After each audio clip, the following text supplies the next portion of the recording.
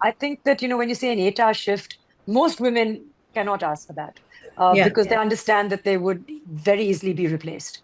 It's Hmm. not so easy to replace Deepika Padukone. As I said, the intention is not to alienate the male audience. Kareena, Yes to My Mother, Yes to Sara. We've already shot those episodes. And we all have a very clear sense of self. Welcome to Money Control, Soha. This is Sarika Sharma, entertainment editor. Welcome to our small chat that we have, and congratulations on your new podcast that you're starting. So, first of all, we would like to ask you, how did this actually come into your mind, all about her? Thank you, Sarika. Actually, it's something I've been thinking about for the past year because I feel I'm in my mid 40s now. And I really feel like I'm going through something. Like my body is going through something, my mind is going through something. It's empowering, but it's also unsettling. Hmm. And I ended up having a bunch of conversations with a lot of experts in the past year. Hmm. So Hmm. whether it was my financial advisor, whether it was my nutritionist, whether it was my therapist, whether it was my gynecologist. I met a hormone expert for the first time. And I felt like all of those conversations were really, some of them were expensive, but they were informative and they were enriching. And I used to come home and talk to my friends about it. And I would give them some of the takeaways that would apply to them. And I thought, why not actually invite some of these experts, make them have conversations with some phenomenal, real, non-expert women who are perhaps going through a certain theme, a certain subject, record this, and then it obviously lended itself to the medium of a podcast and then disseminate it as a podcast.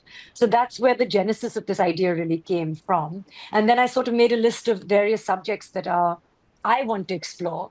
Yeah. And then now I've made them broader to things that other people might be touched by. And then accordingly, we've chosen people who would be good fits with those subjects. Yeah, because your tagline is no filters, no judgment. Why that? Yeah. Because no judgment, absolutely. I feel like a lot of women are speaking now about their ambitions, about their work achievements. But when it comes to certain things like our health, our hormones, our periods, our journeys in motherhood, we shy away from sharing about the challenging aspects of that. Hmm. We are taught and conditioned, I think, to suffer in silence and not take up too much space, because then you become problematic at work, you become problematic in a relationship, men will find you uncomfortable. And so the idea is to take away the judgment, to take away the stigma, and to encourage people to share and to create a community. Because I do feel that there's lots of connections that we can make. And therefore, no filter, because when we filter, then there's a loss of authenticity, there's a loss of relatability, then it becomes scripted, it becomes sponsored content, and that's not the idea. And of course, non-judgmental, because I mean, who wants to be judged? And whom would you want to invite your guests as? I mean, will we see only women, or we'll see people from every aspect of life, or was it is it only going to come from only the women's point of view or from everyone's point of view? It's called All About Her, and the Hmm. format is to have two guests at a time. Okay. Okay. There is a woman, a phenomenal woman, who is, as I said, grappling with or has dealt with a particular issue, whether it's oncology, whether it's entrepreneurship, whether it's nutrition, whether it's strength training, whether it's epilepsy. There's a bunch of issues. And then we have an expert. So at the moment, because it's called All About Her, my focus is to have the female guest be a woman, and to speak through that lens. Um, we will then have an expert who is allowed to be a man. um, I and Yeah. we have had at least one male expert. Hmm. But the audience, as I said, the intention is not to alienate the male audience, because I feel that if the content is informative or entertaining, it appeals across genders, because we do live together on this planet. And I Hmm. do think that it will benefit men and women to have a better understanding of women. And, Yeah. to get a better understanding of men, I feel that there's enough information out there. My focus is really on women. Yeah, you're a girl mom also, so Yeah. does that also actually, did that force you, or maybe give you an idea that this is also going to help her, because she's a very young child right now, and Mm, especially stepping into a future that's really driven by chat gpt, or I would say yeah, perplexity. So how do you absolutely. see You that know, your it's great because we have an interesting episode on digital detoxification. We have an yeah. episode on the importance of reading and print. And Mm, these are all, we have a great one on sex education and what's the right age to talk to your children about a variety of issues. They've been informative for me. In mm, terms of my approach to parenting, certainly. In terms of the fact that because I'm the daughter to a girl, I mean, the mother to a girl child, I feel that it's really because I'm a fan of women. That's why I wanted to all about her. I really do think that there's something special about being a woman as opposed to being a man. There's something phenomenal about our bodies, about our minds, about our attitude, about our potential.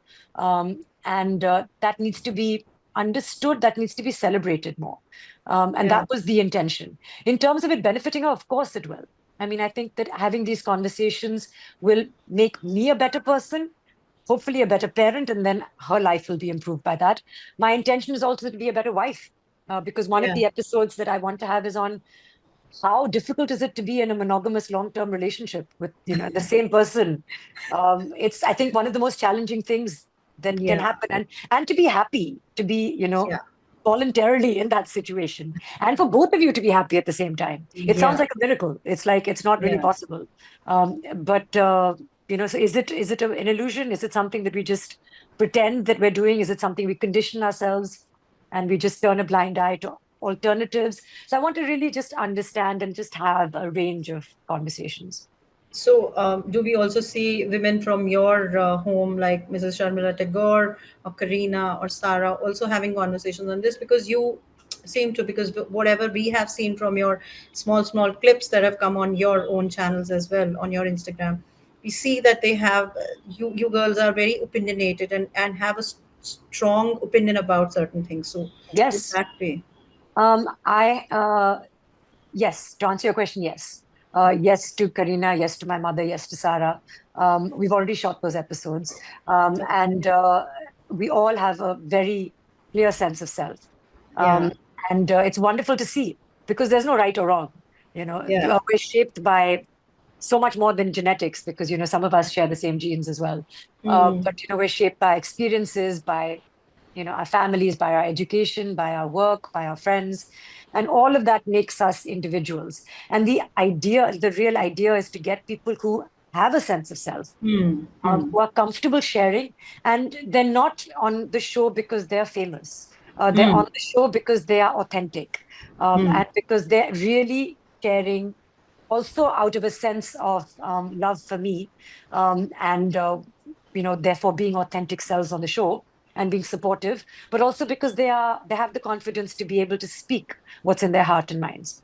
Yeah.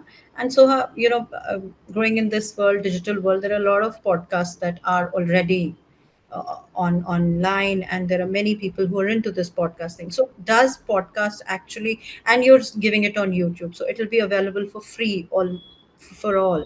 So, why did this idea come from? Where did this idea come from? Because recently, if I talk about, it's a different thing, of course, because a movie like Sitare Zameen Par was also streamed on YouTube.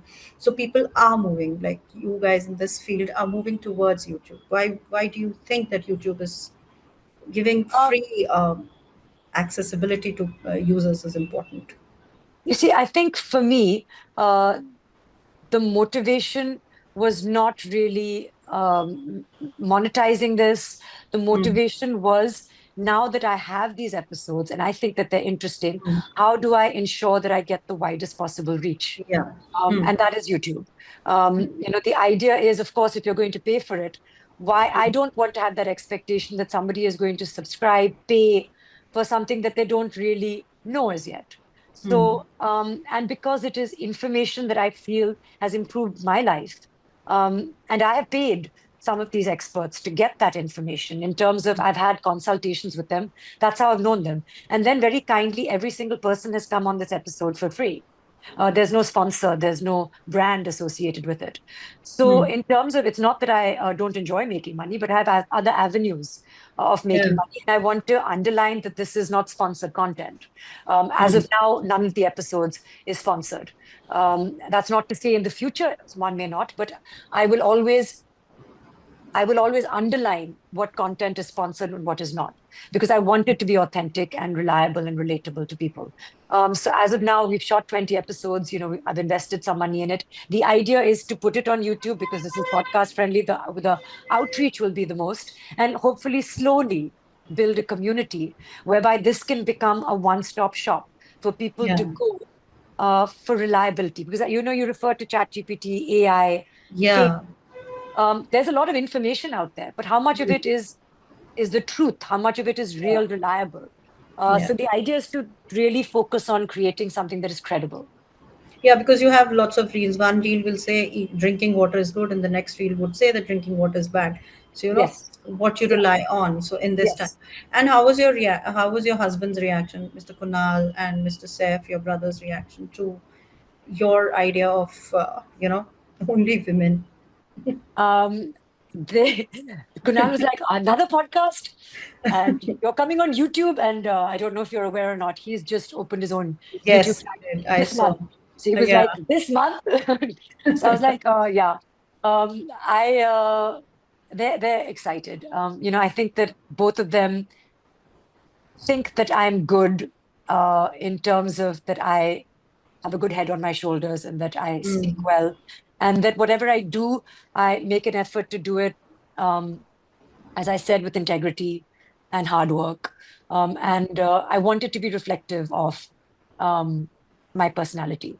So, they've all been kind. They've said nice things. In fact, I want to have them both on the show as well because it's Yeah. called All About Her. Mm. But as I said, we will have men on the show when they speak about women. Yes. So I would like them to speak about the women in their lives. So we're Yeah. scripting that one as well as we think of it. But they've been very encouraging. Yeah, and if we talk about your movies, so recently you were in Chori too, which was completely different. I watched the entire show and I was like really impressed with, because you have a different off-screen persona, and this was a completely Yeah, different yeah, thing yeah. coming from you, the lingo, the dialect. So how do you see your roles in the future now? I mean, if with Chori 2, do you see it similar, or would you want to try Yeah, to?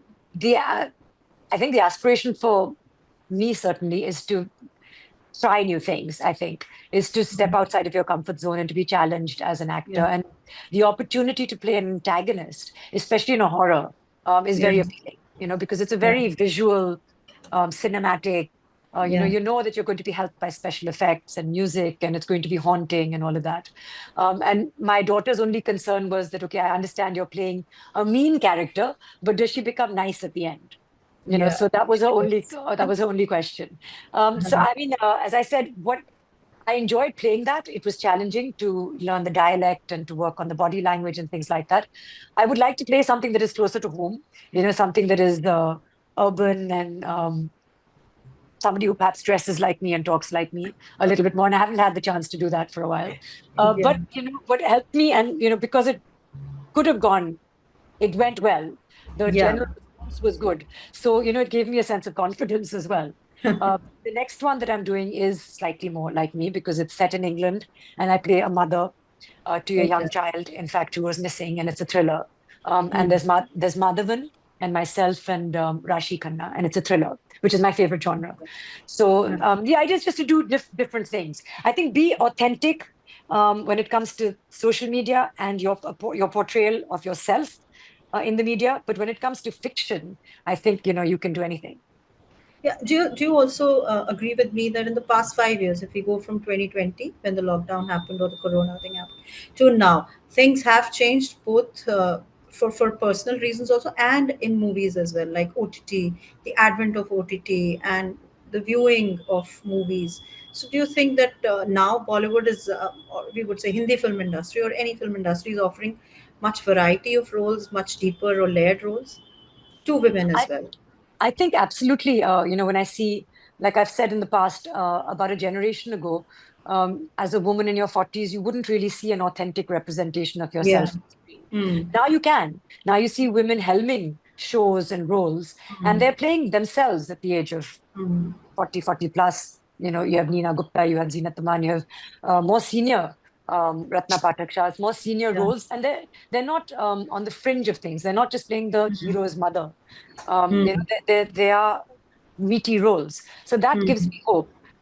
When it comes to theaters, um, because I guess you have to budget things accordingly, and Yeah. your theater going audience, people tend to stay safe when it comes to that because there is a money risk involved. I understand that sometimes it's harder to break those barriers, and people don't do it so willingly. But even then, you can see that we're moving two steps ahead, one step backwards in so many spaces. And I do think that, as you said, in the personal space, because of COVID, now people understand it. Today we're all working from home. Uh, Yeah. it's rained so much in Mumbai. There was Mm. online school for a lot of children. So Yeah. we understand that, now we adapt as human beings. Things Yeah. happen, and you have to have options for people. People need options. Yeah. So, how was your mom's reaction to this? Is she excited or what was it? Because we She's look very, forward to seeing her yeah, on screen. she is very excited. She was she's a big fan of me when it comes to nonfiction, Wow. especially, and my writing books and my Yeah. speaking. As you write well Yeah. and you have a good mind, so Yeah. where are you using that? So I said, Yeah. I'm using it. And she said, when are you going to write another book? So at least now I can tell her, okay, I'm not writing another book, but I'm scripting and writing really interesting content for Yeah. a variety of issues for these podcasts. And she came on the show as well, and it was lovely to have that because it was also, I think, it was nice to be on camera with her. We've done a film together and many ads together. Yes. But I Yeah. think, especially now, as I see her becoming more and more senior, I think it was valuable for us to document that. Yeah. And how is it balancing life between a mother and a working woman? Is it easier? Because recently, why I asked this question was because recently, Deepika had also ignited this debate. This debate got ignited. Basically, there were reports that she wanted an 8-hour shift, which is wise enough, which is for any mother to ask for. But why do you think was it? Did it become a bigger issue? I And don't how do think you balance it? I think that, when you say an 8-hour shift, most women cannot ask for that Yeah. because they understand that they would very easily be replaced. It's Mm. not so easy to replace Deepika Padukone. So Mm. she is fully entitled, having worked very hard to reach her Yeah. position, to ask for Yeah. whatever she wants. And if people want to indulge her, they will. And if they don't want to indulge her, they won't. But she has the confidence and she's worked hard and she wants to enjoy being present as a parent, which I Mm. totally empathize with because that's what I did. Um, and As I said, you have to know what it is that you can ask for. Not Mm. many people are fortunate enough to Yeah. be able to do that. So I think the idea is, can it be broadened out to all women at large? Absolutely Mm. not. Mm. Because women are highly replaceable in the workforce, especially when you're in Mm. your 40s, is when you're peaking in your career, or in your 30s, when you're peaking in your career. Mm. That's when you become a parent, Yeah. and especially now women are pushing becoming a parent. So when they're at the top of their game, then they have to choose between Mm. becoming a mother or excelling in their careers. And that's very unfortunate that you have to choose. So modern medicine is working towards ensuring that you don't have to take that choice, that you can Mm. plan your pregnancy, sometimes earlier, sometimes later. And the work culture needs to be supportive of that, such that women don't have to make the choices that men don't have to make. Mm. Yeah. So I think we can all come together and do that. So having Yeah. said that, I, as a parent, personally, I think it's a very personal choice to say 8-hour working day. Mm. It can't Mm. be legislation. Yeah, I mean that's correct because I've asked many people and they've said that yeah because Deepika rightly said that Deepika is in a position she can ask for, but not many youngsters can when they're No. actually stepping into their careers when Yeah. they're making inroads in it, and Yeah. your podcast also will be deep diving into themes like mental health, hormone, which is very important right now. Mental health. We hear a lot of if you've read recent stories of university students dying by suicide and all, self-worth. So how are these did these episodes actually personally shook you also while you were recording Oh, them? hugely. We were fortunate enough to meet a psychiatrist on a work-life balance episode that we were shooting. And she said, I've written a book called Death is Not the Answer. Her name is Dr. Anjali Mm. Chabria. And she gave me the book, and I read it from cover to cover. And it Mm. talks about the alarming rates of suicide in India, Yeah. especially amongst the youth, Mm. and the pressures of, Yeah. various things. It is, Yeah. and she said, it is, why don't people talk about these things? When Yes. we hurt our bodies, we go to doctors. When we hurt our minds, we can also go to doctors, but we don't. We've already shot an episode on suicide prevention, Yeah. which was, I think, again, a very important subject to talk about, because I was unaware that, for example, 1 in 6 people who commit suicide in India are housewives. Oh. And that was a statistic that was surprising for me. And then Mm. to understand that India, especially in 2012, was like the number one ranked country for suicide. That also, of course, we have a large population, so we're number one for many things. But I just thought, with families being as close knit, and our social customs being strong, that wasn't going to be the case. But there's lots that you get to learn, and that I've learned while we've been shooting these podcasts. So we've definitely delved into how we can help, and you don't need to be an expert. You don't need to be a psychiatrist to step in. Um, you can just be a normal person and speak to someone and help somebody, and really help them turn the corner.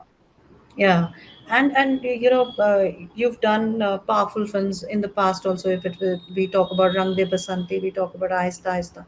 So, what do you particularly look in for a role when you sign for it? Like we clearly remember Rang De Basanti. You were a very naive girl, but yet strong towards your character changes from a Yes. naive girl who's in love, and then she becomes a very strong woman post the tragedy that she suffered. So, what is it that you actually look into a role when you sign on it? I look for an opportunity to act, to perform. I look for an opportunity to leave an impact on somebody who's watching it, to either display my acting potential or improve my acting potential by working with a good director who might bring something out of me that hasn't been brought out before. So the excitement is number one. Do you get to work with a good director? Because I think that nothing or no film can be bigger than a director's vision. Yeah. And then in the script, the character, it doesn't have to be lengthy, but it should be meaty. You Hmm. should feel like even if she's there for a few scenes, those scenes are revolve around her in some way, and that she leaves a mark. That's Hmm. it, really.